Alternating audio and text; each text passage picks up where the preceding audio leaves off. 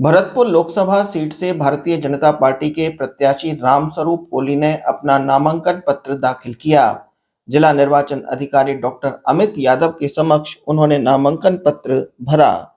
गृह राज्य मंत्री जवाहर सिंह बेड़म, विधायक कुंवर जगत सिंह, बहादुर कोली, पूर्व विधायक विजय बंसल आदि मौजूद रहे। मीडिया से बात करते हुए भाजपा प्रत्याशी ने कहा कि विकास के मुद्दे को लेकर जनता के बीच में वोट मांगने जाएंगे।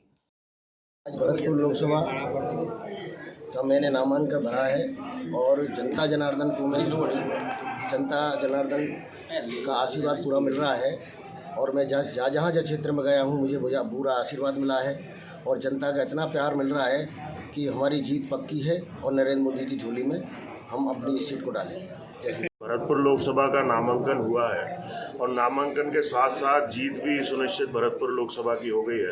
जैसा हम सारी विधानसभाओं में नामांकन की तैयारियों को लेकर जाके आए थे, जिस तरह का जोश और उत्साह कार्यकर्ताओं के अंदर, जनता के अंदर देखने को मिल रहा है, नरेंद्र मोदी जी की गारंटी पे विधानसभा में राजस्थान में भारतीय जनता पार्टी की सरकार बनी और निश्चित तौर पर मोदी जी की गारंटी पर 25 की 25 सीटें राजस्थान में फिर से एक इतिहास दोहराने का तीसरी बार काम है।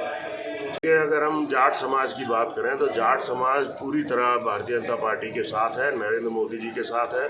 कुछ लोग भ्रम फैलाने का प्रयास कर रहे हैं लेकिन उसका समाज में कहीं कोई असर नहीं हो, केवल अपने राजनीतिक लाभ के लिए, छोटे मोटे राजनीतिक लाभ के लिए इस तरह का समाज को भ्रम में डालने की कोशिश कर रहे हैं, लेकिन उन्हें सफलता कहीं नहीं मिल पा रही है।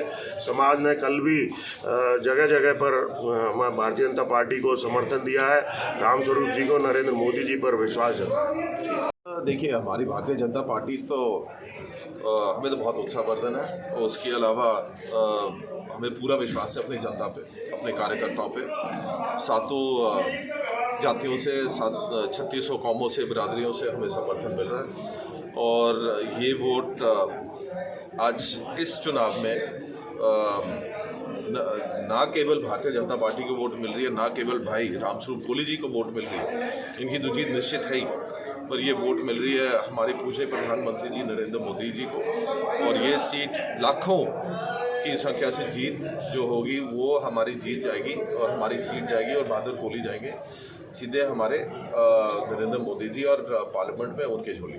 देखिए, नॉमिनेशन फाइल हो गया और जीत भी सुनिश्चित हो गई। यहाँ से भारतीय जनता पार्टी का प्रत्याशी 4 लाख से अधिक वोटों से चुनाव जीत गया। पूरे क्षेत्र में जिस तरह का माहौल है, माननीय मुख्यमंत्री जी भजनलाल शर्मा जी की कार्यशैली से और आदरणीय नरेंद्र मोदी जी का जो विजन है उसको सब लोग लेकर के बड़े प्रसन्नचित हैं।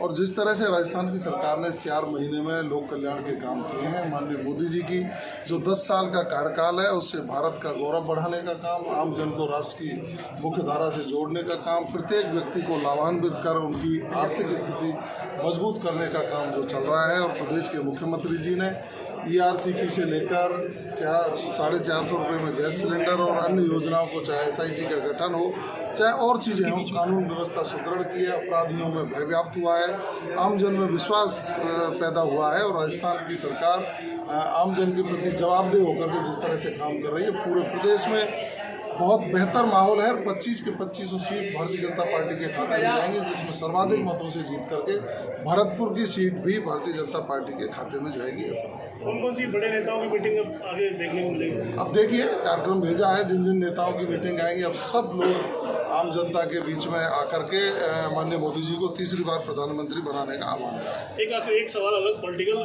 अरविंद केजरीवाल को लेकर लगातार चीज़ें चल रही है। बीजेपी लगातार कह रही है कि उन्हें नैतिकता के आधार पर इस्तीफा दे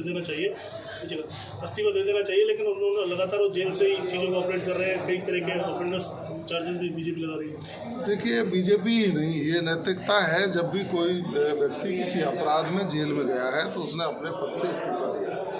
और चूंकि हम राजनीतिक व्यक्ति हैं, राजनीतिक व्यक्ति को ये सोचना चाहिए कि जनता का दिया हुआ जो हमें पद है उस पर हम पे आरोप लगे हैं, उन्होंने जिस तरह का अपराध किया है, घोटाला किया है, उस घोटाले में वो जेल गए हैं, तो उनको नैतिकता के आधार पर इस्तीफा देकर के जनता के बीच में आना चाहिए।